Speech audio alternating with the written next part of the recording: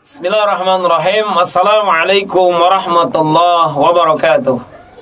Innal hamdalillah nahmaduhu wa nasta'inuhu wa nastaghfiruh wa natubu ilaihi wa na'udzu billahi min syururi anfusina wa min sayyiati a'malina may yahdihillahu fala mudhillalah wa may yudlilhu fala hadiyalah. Asyhadu an la ilaha illallah wahdahu la syarikalah wa asyhadu anna sayyidana Muhammadan abduhu wa rasuluhu la nabiyya ba'dah. Allahumma salli ala sayyidina Muhammad wa ala ali sayyidina Muhammad, amma ba'd.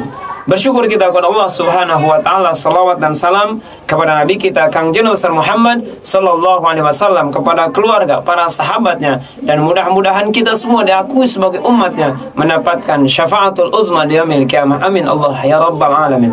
Pemirsa yang dirahmati Allah Subhanahu wa taala, tentu kesempatan ini, siapa sih di antara kita yang tidak menginginkan anaknya terdidik? Siapa sih di antara kita yang tidak ingin anaknya itu cerdas? Siapa sih di antara kita yang tidak ingin anaknya memiliki kemampuan dan tentunya banyak yang dia dapat, yang dia raih? Namun tentu bagaimana sebetulnya kita sebagai orang tua memberikan pelajaran dan juga bimbingan kepada anak? Karena boleh jadi waktu kita terbatas, boleh jadi kesempatan kita terbatas, dan kemampuan kita terbatas, ilmu yang kita miliki terbatas.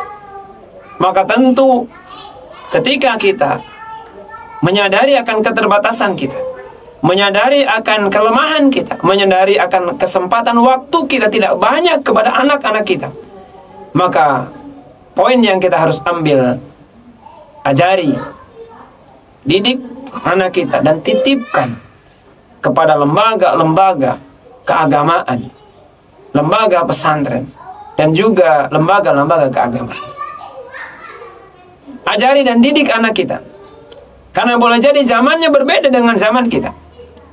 Didik, ajari anak kita, karena tentu situasi dan kondisinya berbeda dengan kita.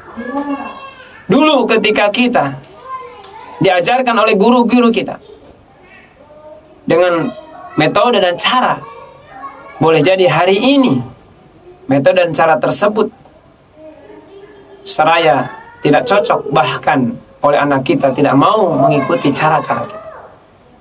Di tengah tantangan dunia yang begitu hebat, bahkan bagaimana mereka bisa mengambil ilmu, bisa mengambil pengetahuan dengan gazetnya, dengan handphonenya. Anak kita dengan begitu mudah menerima ilmu-ilmu atau pertanyaan-pertanyaan mereka dan langsung dijawab dengan dunia modernisasi dan digitalisasi. Subhanallah. Maka tentu kita sebagai orang tua, bahkan juga kita sebagai pendidik, tidak boleh kalah dengan anak kita, untuk kita terus belajar, untuk kita terus memperbaiki diri kita. Jangan sampai anak kita diajari mendapatkan ilmu yang tidak mendapatkan keberkahan dari Allah Subhanahu wa ta'ala. Marilah kita sama-sama ajari dan didik anak kita, karena tentu berbeda zamannya dengan zaman kita. Maka kemampuan kita lah sesungguhnya yang sekarang dipertaruhkan. Bagaimana seorang orang tua memberikan bimbingan, memberikan ilmu, memberikan pelatihan. Pertama, ilmu yang harus ditanamkan kepada anak adalah akidahnya.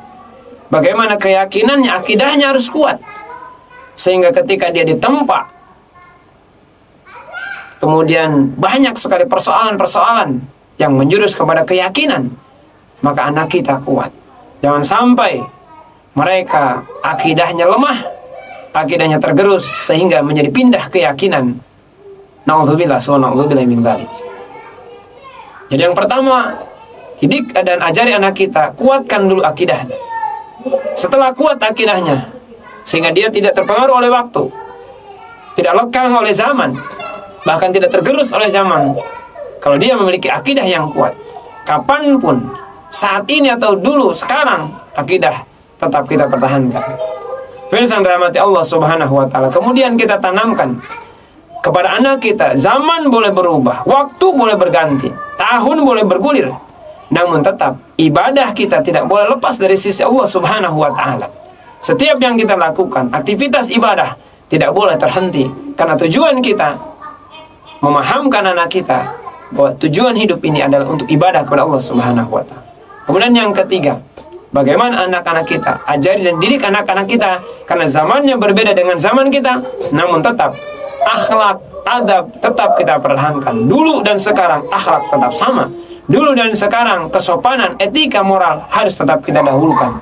Maka ketika seseorang disebut orang yang berilmu, ketika dia memiliki adab dan akhlak yang baik. Maka ketika di antara anak kita memiliki pengetahuan yang tinggi, pengetahuan yang hebat, dia dapat informasi yang lebih cepat daripada kita, namun jangan sampai dia gagal dalam beretika dan berakhlak. Jaga akidahnya, jaga ibadahnya, dan jaga juga akhlaknya.